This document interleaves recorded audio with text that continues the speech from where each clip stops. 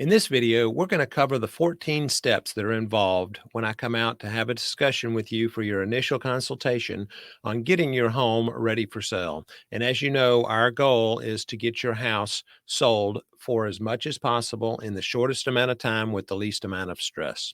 So stick around. Let me tell you what those 14 steps are for the initial consultation.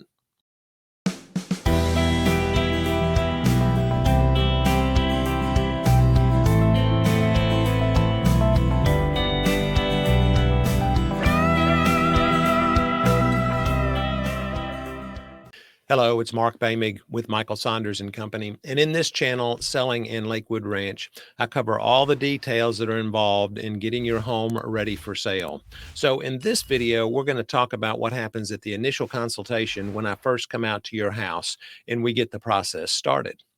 So, number one, we have a simple meet and greet. I get introduced to the parties there at the house that are going to be responsible for getting the home listed and sold. And it is best if all parties are involved on the initial consultation so we make sure that everybody is on the same page. Number two, we're going to start with a tour of your home. I want you to take me through the house, show me what the features are, point out the highlights that you find very enticing for your home and why you bought it in the first place. The next thing we're going to do is we're going to sit down and have a talk about motivation. Why are you moving and where is it that you might be going to next?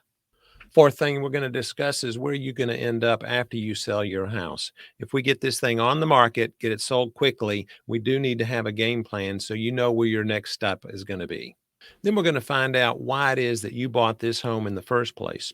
And the reason is because the reason that you bought the house is probably going to be the reason that the next person buys the house. Is it the view? Is it the location? Is it a combination of things? So what I find is that when someone buys a house and then they sell it, the next person buys it usually for the same reasons.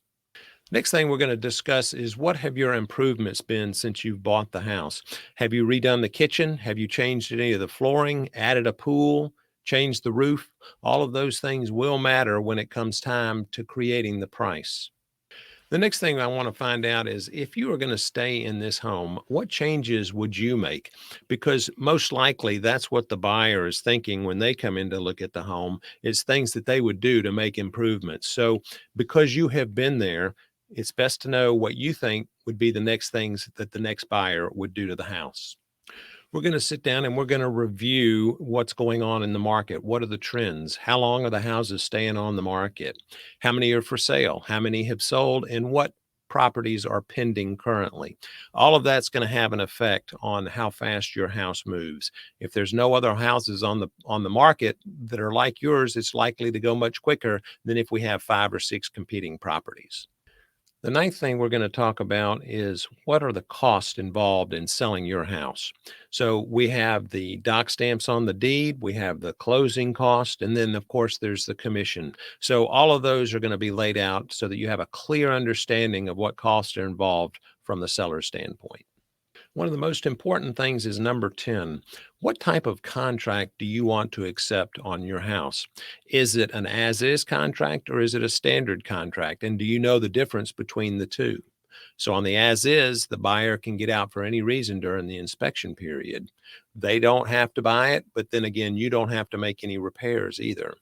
But on a standard contract, the buyer can't get out just for any reason. And you are also obligated to make repairs depending on what the repair limits are in the offer.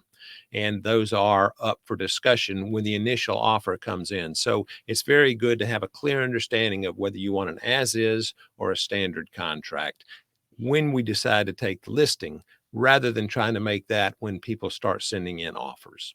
Number 11 revolves around the closing date and when you'd like to be out of the house. So depending on what your time frame is how we count backwards to see when we want to put the house on the market, how fast do we have to get moving to get all the things in line that we need to do, the photography, having the house staged, have everything prepped and ready.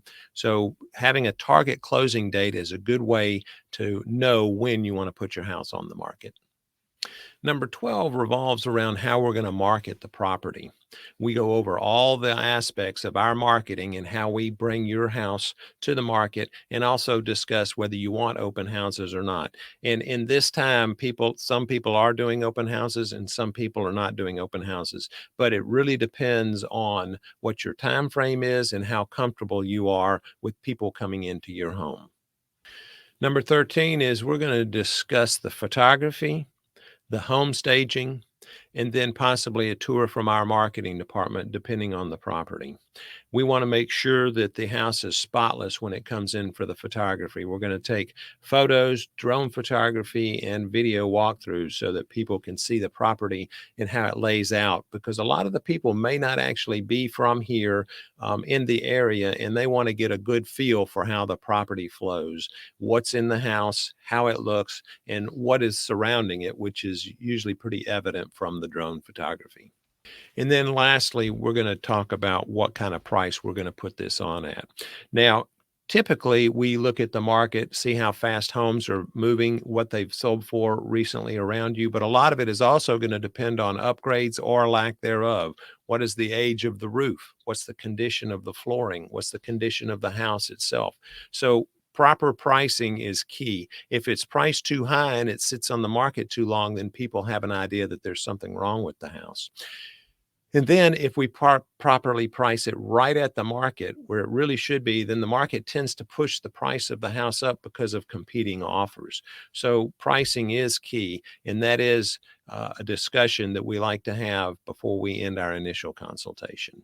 So if you found this video helpful, just click that little subscribe button and ding the little bell so every time I put on a new video, you'll be notified. And I'm also going to put my contact information below, because I get calls from people just like you watching my YouTube channel of selling in Lakewood Ranch on a regular basis, and I'd love to sit down and have a consultation with you if you're considering your property. And watch the next video, because I'm going to go into how to stage the home, things to do, such as getting a pre-home inspection so that you're not surprised with any results that come back from a home inspection. We'd like to negotiate the price of the house one time, not multiple times. So hopefully this has been informative to you. Mark Boehmig, Michael Saunders and Company.